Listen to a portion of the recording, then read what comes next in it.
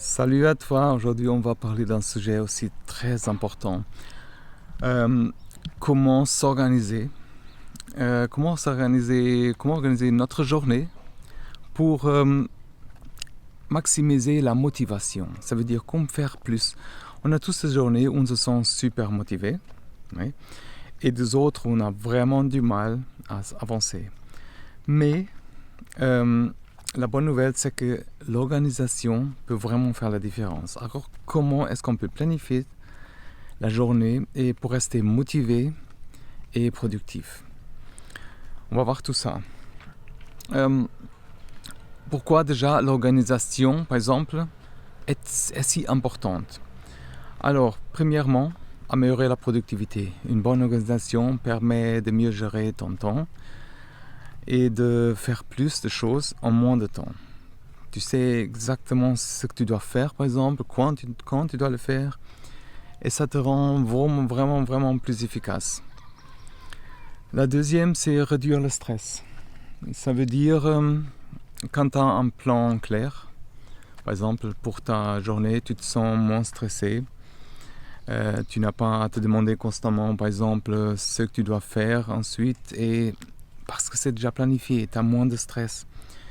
Tu n'oublies pas les choses, par exemple. Le troisième, c'est ça booste ta motivation. Ça veut dire avoir une journée bien organisée te donne un sentiment, par exemple, de contrôle et d'accomplissement.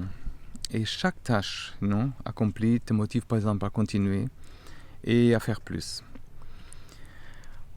En quatrième position, par exemple, ça crée aussi une discipline. Ça veut dire l'organisation de ta journée t'aide, par exemple, à créer ta discipline. Cette discipline peut, par exemple, transférer à d'autres aspects de ta vie comme le travail, les études ou même les loisirs. Quelles sont les étapes clés par exemple, pour organiser ta journée? La première chose qui n'est pas évident, se lever tôt. Ça veut dire si on se lève tôt, on a plus de temps, par exemple, pour se préparer. Alors essaye vraiment de te lever tôt. Tu vas voir, c'est si possible à la même heure chaque jour pour créer une routine régulière. Avec ça vient avoir une routine matinale. Ça veut dire une bonne routine matinale te prépare pour la journée à venir, par exemple. Comme moi, je le fais, certains exercices parfois, mais surtout boire de l'eau, méditer un peu sur 5-10 minutes et prendre un bon petit déjeuner. Ça te donne l'énergie et te mettra vraiment dans l'état d'esprit. Avec ça, troisième pas, c'est planifier la journée la veille. Ça veut dire avant de te coucher, par exemple, prends quelques minutes pour planifier ta journée le lendemain. C'est super important. Fais une petite liste sur une feuille et les tâches vraiment qui sont importantes pour toi. Organise-les par ordre de priorité. Ça veut dire la première chose absolument à faire. Ça te permet de commencer ta journée en sachant, par exemple, exactement ce que tu dois faire. Alors, utiliser cette liste de tâches. Comment est-ce qu'on peut faire? Alors, c'est un bon moyen de s'organiser. C'est coche les tâches au fur et à mesure que tu les accomplis. Ça te donne vraiment un sentiment de motivation, d'accomplissement.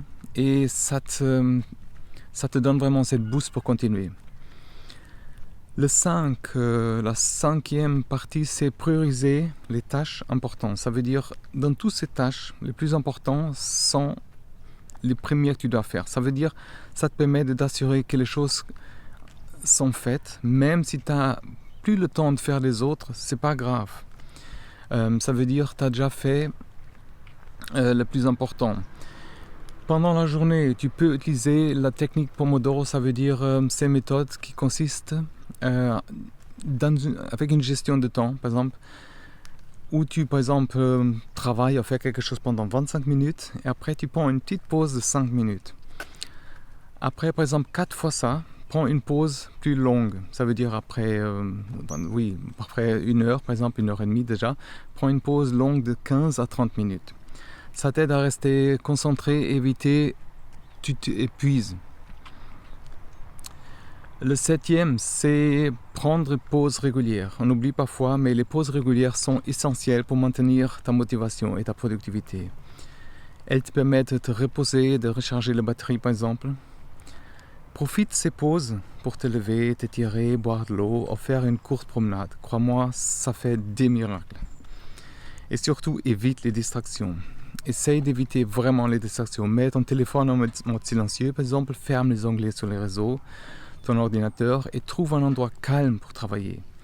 Si tu es souvent interrompu, informe les personnes, par exemple, autour de toi, que tu as besoin de calme pour travailler. Et comme je dis toujours, c'est récompense-toi à chaque tâche accomplie. Comme je dis, ça peut être regarder quelque chose sur la télé, ça peut être regarder un petit snack ou prendre une pause plus longue. Et les récompenses, ça nous motive vraiment à continuer qui rendent ces expériences plus agréables. Et comme partout, rien n'est acquis, ça veut dire il faut évaluer, ajuster tout ça. À la fin de chaque journée, tu prends quelques minutes par exemple pour évaluer ton progrès. Qu'est-ce que j'ai accompli? Qu'est-ce qui a bien fonctionné par exemple? Qu'est-ce que je pourrais faire améliorer par exemple, faire mieux? Utilise toutes ces informations par exemple pour ajuster ton plan pour le lendemain surtout. Et exemple d'une journée, par exemple, tu te réveilles à 6h30, tu bois un grand verre d'eau, 20 minutes de jogging ou de yoga ou de méditation, tu prends une douche, après tu prépares pour la journée, tu prends un petit déjeuner, tu manges des fruits, des céréales complets, par exemple, méditer aussi, 10 minutes à la fin de la matinée par exemple.